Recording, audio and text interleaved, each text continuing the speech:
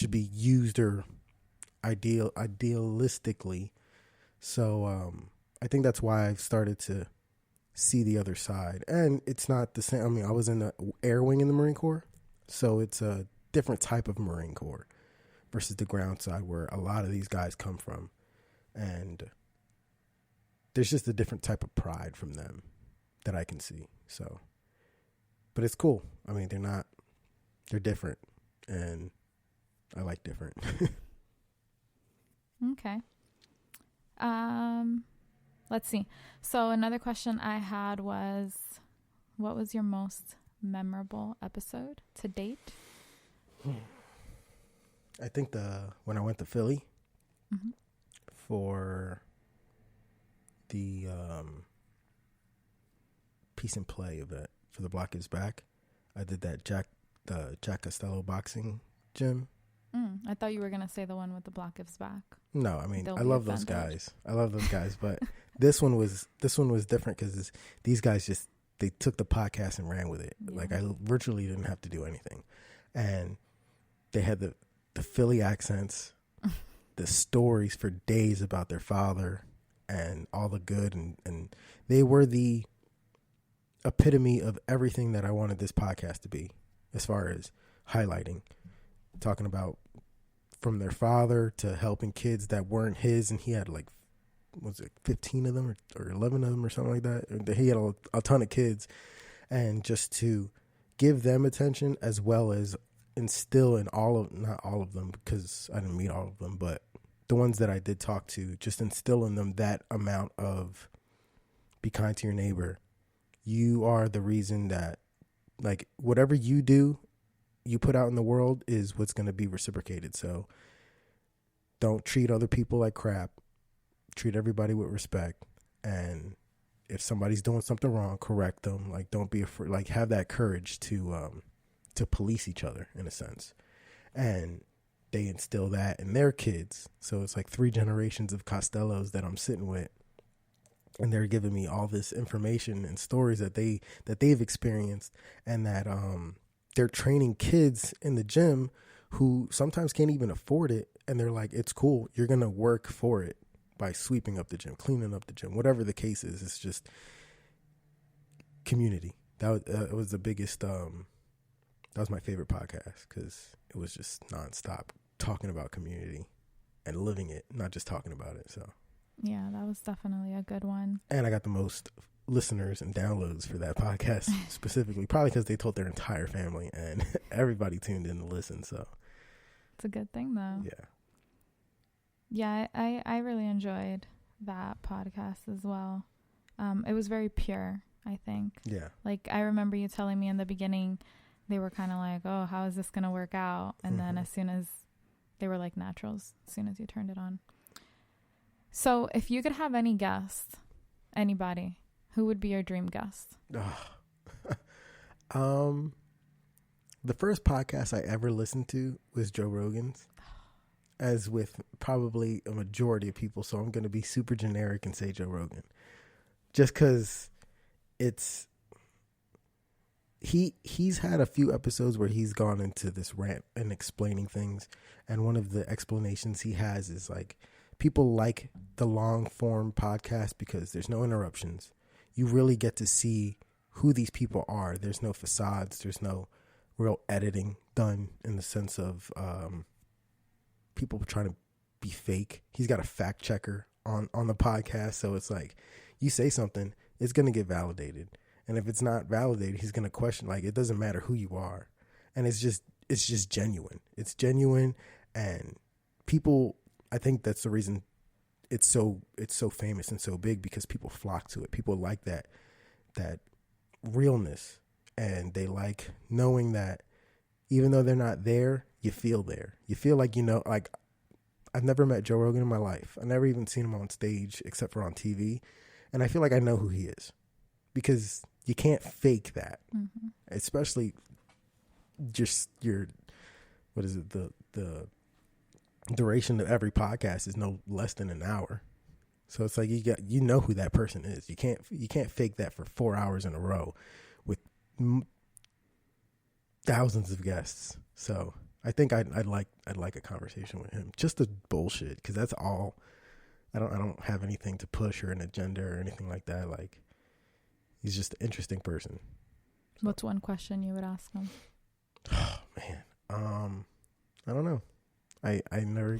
So he would just sit here and you'd be like in awe. No, we'd sit here and probably have a conversation, and I'd probably have a ton of questions, but off the rip, I can't think of like I guess. Yeah, I don't know. It'd probably be something personal. Okay. What was your inspiration to start this podcast? Well, as you know, I did the Enlightened Heathens podcast with Zeke and Ramon, and that was cool. It was fun.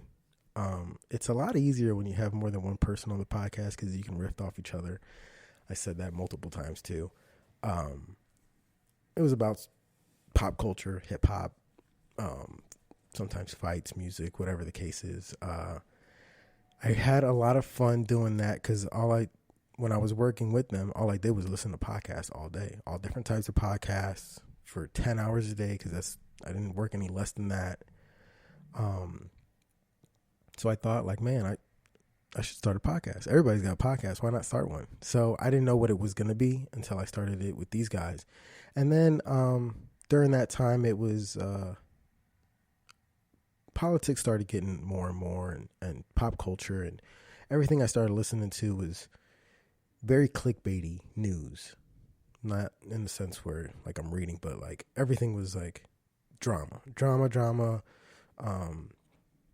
Not good news either. It's like, this is terrible. This is what happened. This person got into a fight. Like, everything's world star. Like, this shock value has went from stuff that you would never see in real life to now it's available on the internet 24/7 all the time. And even in the news, everything is, this person was killed. There was this fire. These many people died. Just tragedies after tragedies. It's just like, I've said this before too. I mean, you are what you eat. So the same thing, you indulge in negative news, all you're going to think and have as far as an outlook on life is going to be negative.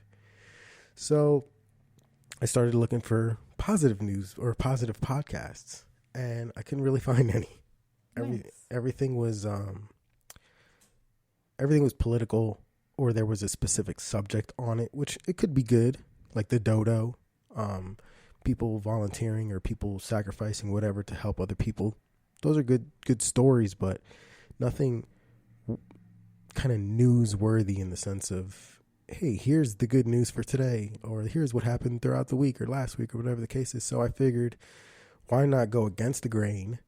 And I think this is another reason why it's kind of hard for me, is because Facebook algorithms or just social media algorithms are geared to make people want to look at the clickbaity bad stuff. So the Enlightened Heathens page we have over 50,000 followers on that page. All we do is share stupid memes and drama and fights and like funny jokes, and I'll share my podcast, or I'll share a good news story that I put on Instagram on that specific page, and it gets 3 likes. And it's like, we could put a crappy meme or something terrible up there and no less than 20 likes. And that's like really, really low. 3 likes, because it's the algorithms. It's not because it's because nobody's seeing it. It's not because they don't want to see it or they don't care about it. It's literally because social media is structured this way where it's like, we don't want to show you anything positive. We want to show you, and the stuff that is positive is like the dodo. I keep bringing up the dodo. It's So did you feel like you needed to fill a void? I just felt like I kind of wanted to do something different. I like doing different things. I don't want to be another one of those podcasts, which is just, there's a ton of pop culture podcasts out there. There's a bunch of commentary podcasts that people talk about hip hop or whatever the case is. So I wanted to do something where, like I said, I couldn't find a positive podcast solely dedicated to positive news. So I figured, let's try this out, because it's a market that I wouldn't say is untapped, because I'm sure there's some out there that I don't know about, but it's severely lacking in people's lives. So that's why I wanted to do this one. Nice. So in the 2 years doing this podcast, you've probably learned that it wasn't as easy as you probably thought in the beginning, maybe. Yeah. Yeah. So talk about that. Talk about like what's been really, really difficult, what you thought would be difficult that was actually easy. Editing the podcast is actually pretty easy that I thought it would be more difficult. And it's only because I have a very simple layout of the podcast. It's not like I'm not adding any sound effects or like sound clips or bites. So I'm sure it'll get more complicated the better I get at it. Talking is difficult. I think I said and I would suck my teeth. I would do a lot of things on the microphone that got amplified in people's stereos, and they would tell me, yo, stop doing this, because, and I appreciate it. It makes me more conscious about the way I speak. I try not to say or have those, what they're called, the sentence fillers. So and I kind of just stop, think about my words, and I try to be more articulate. So I think that was very hard in the beginning. There's just that, and creating content is hard. Like even today, it's still hard. Is it because it's difficult to find, or because? I think it's because it's just me speaking into a microphone, into space, and I have to make sure I get my facts right, and also articulate something that I'm not. As much as I'm not going to say I don't care about offending people, because I do. I don't want somebody to listen to the podcast and be like, "Oh, this dude's a douchebag," or I'm tired of hearing his voice. So I try to make it interesting enough where people can stay engaged, but not long enough so that they're like, okay, get to the point. Is it over yet? Whatever. So that's why they got cut down to 15 to 20 minutes with good stories. And I try to fact check my stories. I'm not a journalist, so I'm not that great at it. But from what I do see, I try to fact check it and give the gist of the story without getting into too much detail, like the U-boom, not the U-boom, but the ocean cleanup stuff. Like, it's super technical. The guy made all these algorithms and computer science and created all these things. Like, I'm not going to get into the weeds with all that stuff because I don't understand it. I just need you to know and stay engaged to the point where, hey, there's this system cleaning up garbage out of the ocean. Yeah, I think that makes it easier to listen to as well, when people just have like a quick drive or a quick few minutes where they just want to listen to something good. So I definitely appreciate that. You know, I'm definitely one of those people who won't listen for more than 20 minutes. So it works good for me. And that's why I want to have guests on, so I can I'll try to do the longer duration podcast with a guest. So I try not to go over an hour, because I can't do the whole 3-hour podcast with like Joe Rogan, because one, I don't know how many people would actually listen to the 3 hours of that, but also just something in that hour I feel people can get a lot of information out of. So getting more people is definitely a goal that I need to start working and gearing myself towards. Anyone that you have in mind, or any organization that you have in mind that you plan on reaching out to? I've not anyone in particular. I've seen a bunch of organizations that I'd like to reach out to, but it's also, I feel like I fall into this place where I don't want to ask you and not give anything back. In a sense, I feel like the platform, like, so Perry Yee, the guy who started Active Valor, he's been on the news. He's got a lot of followers. He's reached a huge audience. And the guys that I talked to from the FUBAR podcast who came out here, or the TBA podcast, they had him on as one of their guests. And it was great. But I explained this to them too. I feel as if he has gotten to a point where, or I want to get to a point where I can have a big enough platform that if he comes on, it's going to benefit him. versus me asking